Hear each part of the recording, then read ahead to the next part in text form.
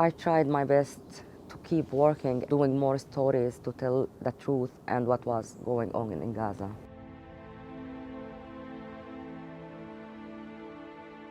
I am Mai Yaghi. I am a text journalist. I'm working with AFP since 2008. Was living in Gaza city. I covered all wars happened in Gaza, 2008, 2012, 2014, 2021. But the last war was so different.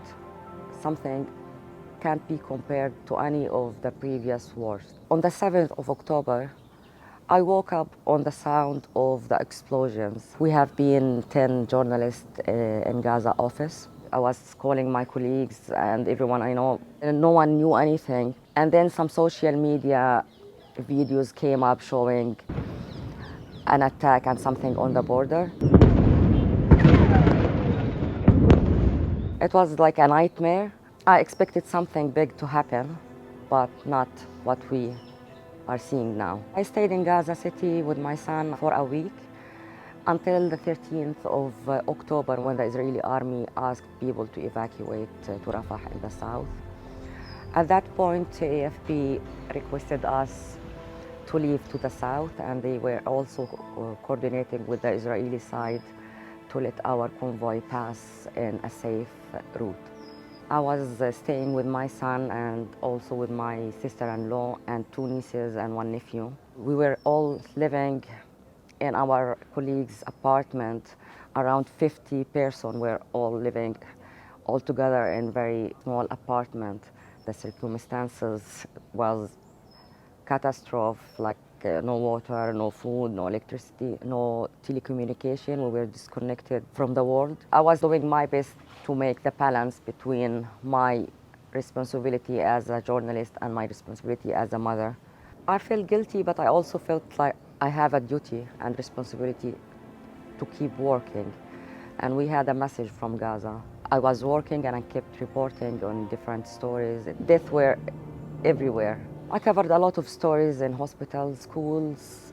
I've seen family members losing their beloved people, injuries, victims, children, babies, pregnant women. So many things I had never seen in the previous wars.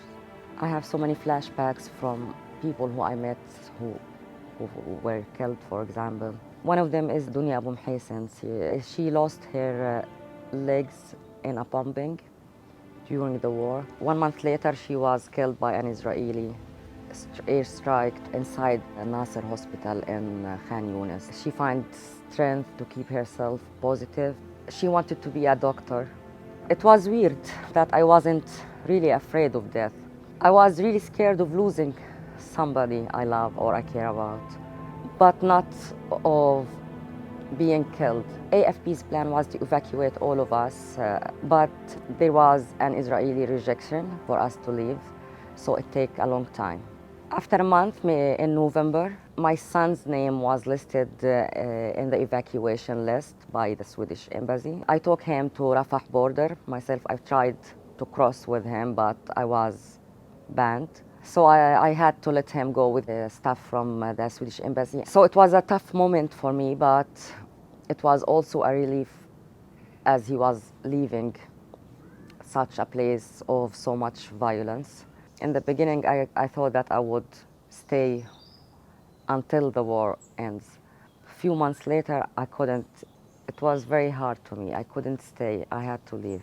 I've been told many times, maybe 6 or 7 times, that I will be able to leave Gaza. I left Gaza Strip late in February. I was very happy to have a hot shower, to sleep on a bed, to have my privacy, to have my coffee, to meet my kids. But I also felt very guilty toward everyone I'm leaving in Gaza. I'm not reporting now, but I'm following the news every day. Sometimes I feel like I want to avoid watching the news, but it's very hard for me. It's my family, it's my friends, it's my life, it's my homeland. Whenever journalists and people are allowed to go back to Gaza Strip, I will be one of the first people.